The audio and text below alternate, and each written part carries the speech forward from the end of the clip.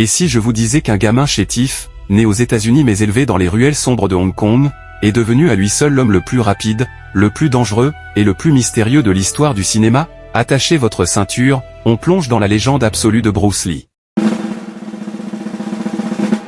Tout commence en 1940, à San Francisco, dans l'année du dragon. Son père, un acteur d'opéra chinois en tournée, le nomme Lee Jun-fan. Mais pour lui porter chance et tromper les mauvais esprits selon une vieille superstition asiatique, sa famille lui donne un prénom de fille dans son enfance. Une première touche de mystère, c'est finalement une infirmière américaine qui lui donnera le prénom qui va changer le monde, Bruce. En grandissant à Hong Kong, le jeune Bruce est loin d'être un enfant sage. C'est un vrai petit turbulent, chef de bande, qui adore se bagarrer dans les rues. Mais après s'être fait violemment rouer de coups par un gang rival, le déclic se produit. À 13 ans, il frappe à la porte d'un homme mystérieux, le grand maître Yip Man. Sous sa tutelle, Bruce apprend le Wing Chun. Et devinez quoi? Pour devenir plus souple et améliorer son équilibre de combat, Bruce s'inscrit en secret à des cours de cha-cha-cha. Oui, l'homme le plus redoutable du monde est devenu champion de danse de Hong Kong en 1958. Comme quoi, les arts martiaux, c'est aussi une question de rythme. À 18 ans, après une bagarre de trop avec le fils d'un membre de la grande mafia chinoise, les Triades, ses parents prennent une décision radicale, ils l'envoient en Amérique avec seulement $100 en poche pour le sauver. Aux États-Unis, Bruce étudie la philosophie et ouvre sa propre école d'arts martiaux. Il crée son propre style révolutionnaire, le Jeet Kune Do. Mais ce qui choque tout le monde, ce sont ses capacités physiques quasi surnaturelles.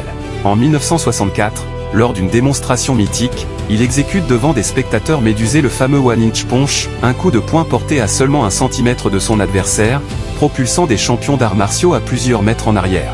On raconte aussi qu'il était trop rapide pour les caméras de l'époque, Hollywood devait ralentir ses scènes de combat au montage pour que le public puisse voir ses coups. Remarqué par des producteurs, il décroche le rôle du fidèle Kato dans la série Le Frelon Vert.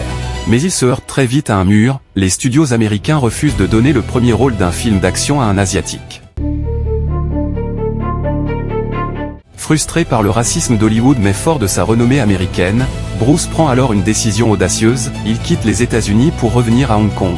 Là-bas, c'est l'hystérie collective.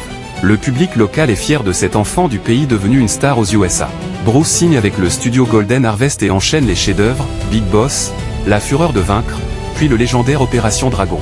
En reprenant le contrôle de son destin sur sa terre natale, il prouve à Hollywood qu'il est une icône planétaire incontournable. Il a conquis l'Occident, mais c'est à Hong Kong qu'il assoit définitivement son statut de roi du cinéma d'action. Mais alors qu'il est au sommet absolu de sa gloire et de sa forme physique, le destin bascule. Le 20 juillet 1973, dans ce même Hong Kong où tout a commencé, Bruce Lee s'éteint brutalement à l'âge de 32 ans. Officiellement, sa mort est due à un édème cérébral causé par une réaction allergique à un analgésique. Mais officieusement, la légende s'embrase, s'agissait-il d'un poison secret de la mafia chinoise, du coup de grâce d'un maître rival, ou de la sombre malédiction de la famille Lee qui touchera plus tard son fils Brandon? Le mystère restera à jamais gravé dans l'histoire.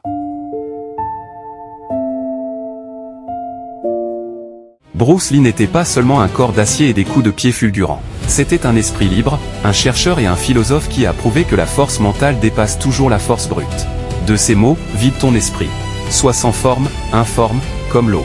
Si tu mets de l'eau dans une tasse, elle devient la tasse. Sois l'eau, mon ami. Alors, la prochaine fois que vous ferez face à un obstacle géant dans votre vie, rappelez-vous du petit danseur de cha-cha-cha devenu le plus grand dragon de tous les temps.